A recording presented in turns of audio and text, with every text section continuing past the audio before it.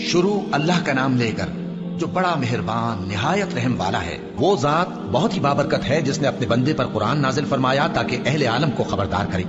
وہی کہ آسمانوں اور زمین کی بادشاہی اسی کی ہے، اور جس نے کسی کو بیٹا نہیں بنایا اور جس کا بادشاہی میں کوئی شریک نہیں، اور جس نے ہر چیز کو پیدا کیا پھر اس کا ایک اندازہ ٹھہرایا، اور لوگوں نے اس کے سوا اور معبود بنا لیے ہیں جو کوئی چیز بھی پیدا نہیں کر سکتے اور خود پیدا کیے گئے ہیں، اور نہ اپنے لیے نقصان کا اور نہ نفع کا کچھ اختیار رکھتے ہیں، اور نہ مرنا ان کے اختیار میں ہے اور نہ جینا اور نہ مر کر اٹھ کھڑے ہونا۔ اور کافر کہتے ہیں کہ یہ قرآن من گھڑت باتیں ہیں جو اس مدعی رسالت نے بنا لی ہیں، اور کچھ دوسرے لوگوں نے اس میں اس کی مدد کی ہے۔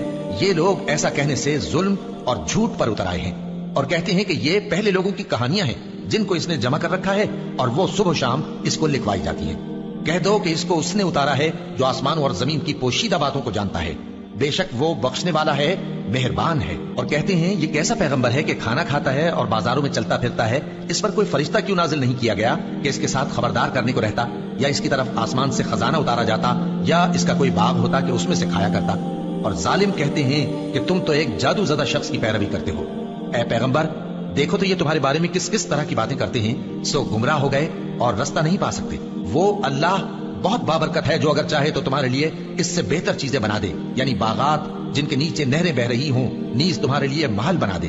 بلکہ یہ تو قیامت ہی کو جھٹلاتے ہیں، اور ہم نے قیامت کے جھٹلانے والوں کے لیے دوزخ تیار کر رکھی ہے، جس وقت وہ ان کو دور سے دیکھے گی تو غضبناک ہو رہی ہوگی، اور یہ اس کے جوش غضب اور چیخنے چلانے کو سنیں گے۔ اور جب یہ دوزخ کی کسی تنگ جگہ میں زنجیروں میں جکڑ کر ڈالے جائیں گے تو وہاں موت کو پکاریں گے۔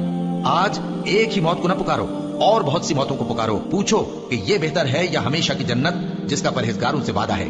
یہ ان کے اعمال کا بدلہ اور رہنے کا ٹھکانہ ہوگا، وہاں جو چاہیں گے ان کے لیے میسر ہوگا، ہمیشہ اس میں رہیں گے۔ یہ وعدہ اللہ کو پورا کرنا لازم ہے اور اس لائق ہے کہ مانگ لیا جائے۔ اور جس دن اللہ ان کو اور ان کو جنہیں یہ اللہ کے سوا پوچھتے ہیں جمع کرے گا تو فرمائے گا، کیا تم نے میرے ان بندوں کو گمراہ کیا تھا یا یہ خود گمراہ ہو گئے تھے؟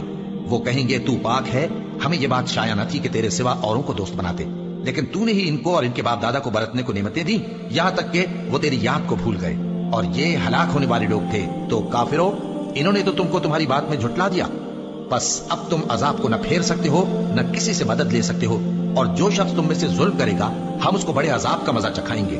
اور ہم نے تم سے پہلے جتنے پیغمبر بھیجے ہیں سب کھانا کھاتے تھے اور بازاروں میں چلتے پھرتے تھے، اور ہم نے تمہیں ایک دوسرے کے لیے آزمائش بنایا۔ کیا تم لوگ صبر کرو گے؟ اور تمہارا پروردگار تو دیکھنے والا ہے۔